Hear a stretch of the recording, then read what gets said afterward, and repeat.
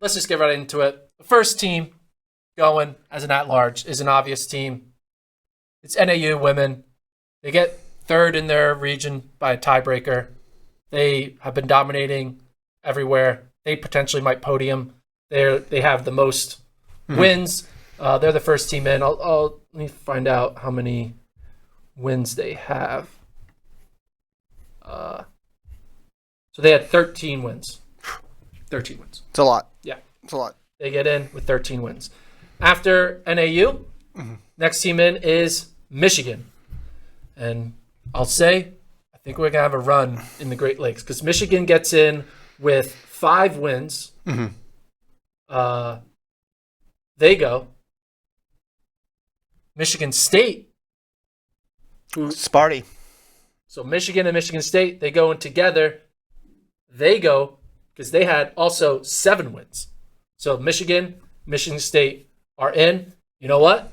We're going to keep going in the Great Lakes because after Michigan State, it's the Badgers of Wisconsin. They're getting in with 7 wins as well. It's the 5th team out of the Great Lakes to make the meet. Very impressive.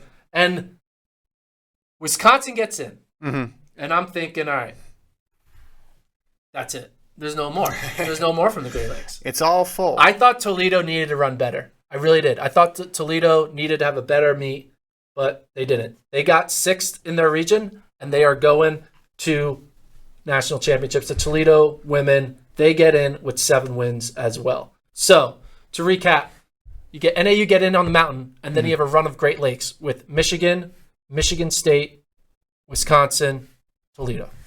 Unofficially. But you feel good about these ones. This is so official. Okay. This is so official. You have any thoughts? No, obviously we thought NAU would get in probably automatically based on how they're running. I think they're still a podium contender. And once again, you see Great Lakes and Mountain. I'm assuming the next group is going to have a lot of Mountain in it. Yeah. They dominate the at-large conversation. I am surprised Toledo is the 5th team in right away out of the top 13. So, yeah, 1 Mountain team, 4 from the Great Lakes. And now we move out to the West. The Washington Huskies, they get in. They are the next team in. Washington had 6 wins, so they're going to the dance. They're the 6th team in at large. Going in right behind Washington is Colorado State, who also had 6 wins. So Colorado State going in, and now we're going to have a run on the mountain because Colorado State is going in. Then after Colorado State, the next team that finished at the mountain region is going in, Colorado. And then BYU, and then Utah Valley, which is crazy. So that's 7 mountain teams getting in.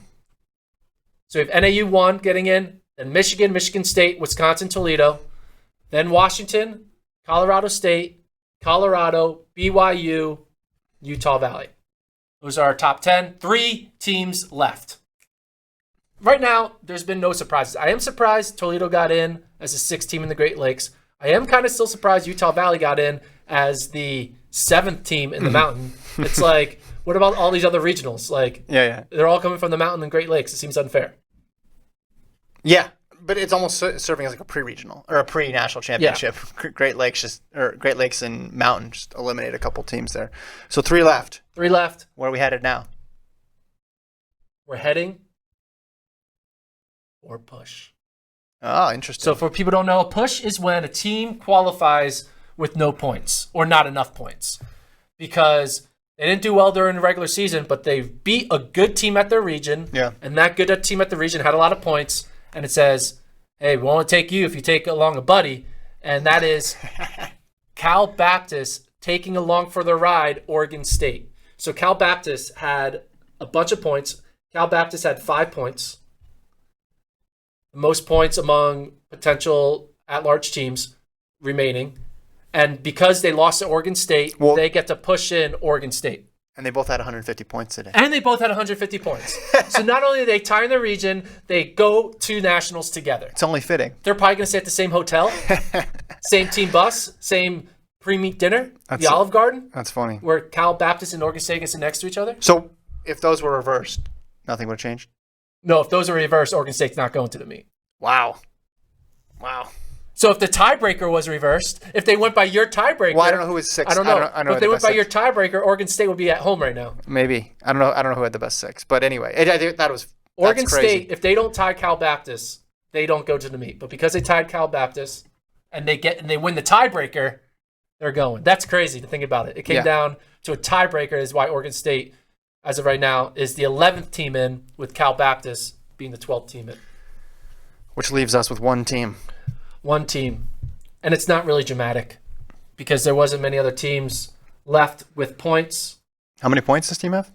This team had 3 points. Mm-hmm. The next best team had 1 point. It's Virginia.